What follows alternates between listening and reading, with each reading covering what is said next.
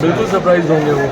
Result आने तो दीजिए। चिराग भाई 2014 में जितना सरप्राइज नहीं हुए थे उससे ज़्यादा 2019 में हुए थे, और 2024 आते आते तक तो पूरी तरीके से वो सरप्राइज होंगे।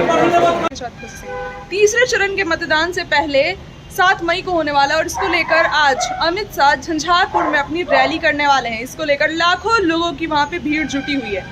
इसको लेकर चिराग पासवान ने बड़ा बयान दिया। क्या कुछ कह रहे चिराग पासवान, पहले आप खुद सुनिए। आई थिंक रिजल्ट मिलेगा। बिल्कुल सरप्राइज होंगे वो।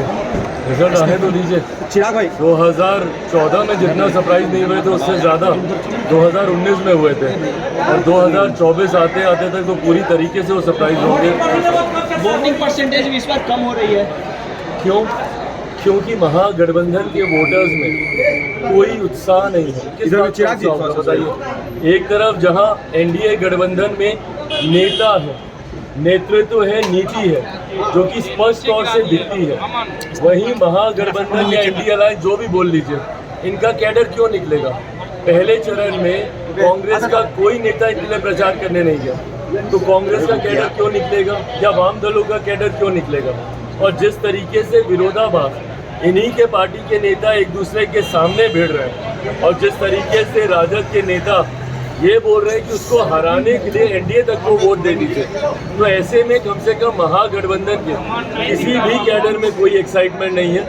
जो भी एक्साइटमेंट है, जो भी वोटर निकल रहा है, वो एनडीए का निकल रहा है, प्रधानमंत्री जी के नाम पर निकल रहा है, मुख्यमंत्री जी के उस पर निकल रहा है, एनडीए गठबंधन के घटक दलों के की मजबूती की वजह से निकल रहा है। तो सुना आपने किस तरीके से चिराग पासवान ने इस पर अपना बयान रखा, और ये कहा है कि आने दीजिए, उनका स्वागत है, ऐसे भी एनडीए ही जीतने वाली है। इस पे उसके बाद उनसे पूछा गया कि तेजस्वी यादव बोल रहे हैं कि शॉकिंग रिजल्ट आने वाला है।